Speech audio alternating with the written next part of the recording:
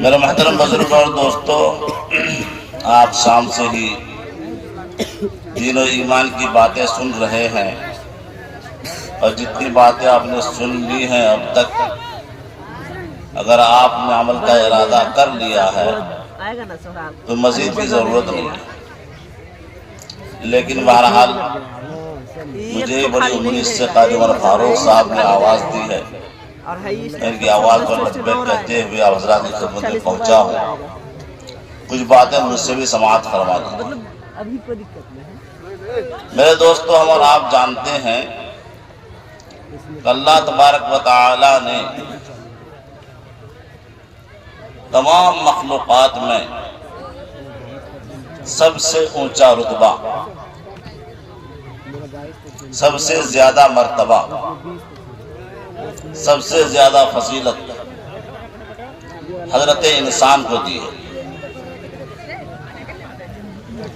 اور قرآن کریم میں اس کا دعویٰ بھی کیا گیا۔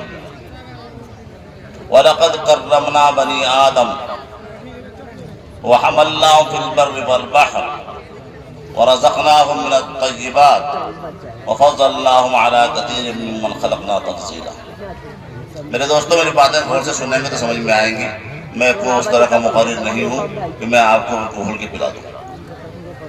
غور سے سنیں۔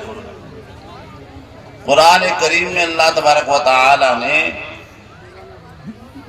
انسان کے رتبے کو بیان کیا اور کہا وَلَقَدْ كَرَّمْنَا بَنِي آدم۔ علماء کرام اسٹیج پر تشریف فرما ہیں، وہ بتا سکتے ہیں کہ لفظ لقد کسی بھی بات کو کتنا مضبوط اور پختہ کرنے کے لیے استعمال ہوتا ہے۔ قرآن کریم بہت ہی زور دے کر ٹھوس انداز میں آپ یہ کہیے کہ چیلنج کے طور پر یہ کہہ رہا ہے کہ ہم نے آدم کے بیٹوں کی بڑی عزت کی ہے۔ یہ ایک دعویٰ ہے، اور ساتھ ہی ساتھ آگے اس کی دلیل بھی دی، اس لیے کہ کوئی بھی دعویٰ دلیل کے بغیر قابل قبول نہیں ہے۔ اپنے ہی عدالت میں جب کوئی مقدمہ دائر کرتا ہے، کسی کے خلاف کوئی دعویٰ قائم کرتا ہے، تو عدالت اس سے گواہ طلب کرتی ہے، دلیل مانگتی ہے کہ آپ کے پاس اس کا ثبوت کیا ہے، ورنہ نہیں تو اس دعوے کو مسترد کر دیا جاتا ہے، واپس کر دیا جاتا ہے۔ تو قرآن کریم نے ایک دعویٰ اور چیلنج کیا کہ ہم نے بنو آدم کی بڑی عزت کی ہے، بہت اونچا مقام عطا کیا،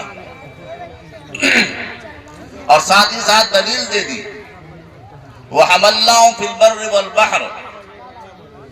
ہم نے اس طریقے سے عزت کی ہے اس کی کہ اس کو ہم نے خشکی میں اور پانی میں دونوں میں سفر کرنے کی صلاحیت رکھی ہے۔ خشکی میں اور پانی میں دونوں میں سفر کرنے کی صلاحیت رکھی ہے۔ بظاہر تو یہ معلوم ہوتا ہے کہ یہ کوئی بہت بڑی اونچی خوبی نہیں ہے سفر کرنا، لیکن میرے دوستو، جب اس کی گہرائی میں ہم پہنچتے ہیں معلوم ہوتا ہے کہ بہت بڑی اور مضبوط دلیل دی ہے۔ وہ کیسے سمجھ میں آئے گا؟ پھر مثال سے سمجھنا ہوگا۔ دیکھیے، کچھ کام ایسے ہوتے ہیں جو ضروری ہوتے ہیں اور کسی کے لیے ضروری ہوتے ہیں۔ مثال کے طور پر ہم اور آپ کسان ہیں، کھیتی کرتے ہیں، تو کھیتی کرنے کے لیے ہل جوتنا، بیج ڈالنا، اس میں کھاد ڈالنا، پانی ڈالنا، موقع موقع سے اس کی نکونی یعنی اس کے جنگل کو نکالنا، کاٹ کے لانا، تیار کرنا، یہ سب چیزیں کھیتی کرنے کے لیے ضروری ہیں۔ عربی میں جو چیزیں ضروری ہوتی ہیں ان کو لازم کہا جاتا ہے، اور جن کے لیے ضروری ہوتی ہے ان کو ملزوم کہا جاتا ہے۔ جس طرح کھیتی کرنے کے لیے ہل بیل کھاد پانی ضروری ہے، تو کھیتی کو ملزوم کہیں گے، کھاد پانی اور حل وغیرہ کو لازم کہیں گے۔ جب ملزوم کا، جس کے لیے ضروری ہے، اس کا ذکر کر دیا جاتا ہے تو جو چیزیں ضروری ہیں، جو لازم ہیں، اس کا ذکر آٹومیٹک طور پر خود بخود اس کے اندر داخل ہو جاتا ہے۔ مثال کے طور پر سمجھ لیے، اگر ہم یہ بول رہے ہیں کہ ہم کھیتی کرتے ہیں، تو کھیتی کرتے ہیں ہم نے ایک جملہ مختصر سا بولا، لیکن اس کے لیے جتنی چیزیں ضروری ہے سب خود بخود اس میں شامل ہو گئی۔ ہم گویا یہ کہہ رہے ہیں، ہم ہل بھی جوتتے ہیں، ہم بیج بھی ڈالتے ہیں، ہم کھاد بھی ڈالتے ہیں، ہم پانی بھی ڈالتے ہیں۔ خلاصہ کلام یہ، کھیتی کرنے کے لیے جتنی چیزیں ضروری ہوتی ہیں ساری چیزیں اس مختصر جملے میں داخل ہو گئی کہ ہم کھیتی کرتے ہیں۔ بات سمجھ آ رہی؟ اب سمجھیے،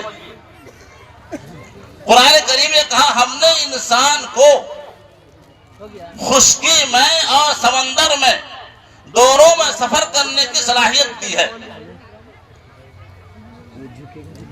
اس سے اللہ کیا ثابت کرنا چاہتے ہیں؟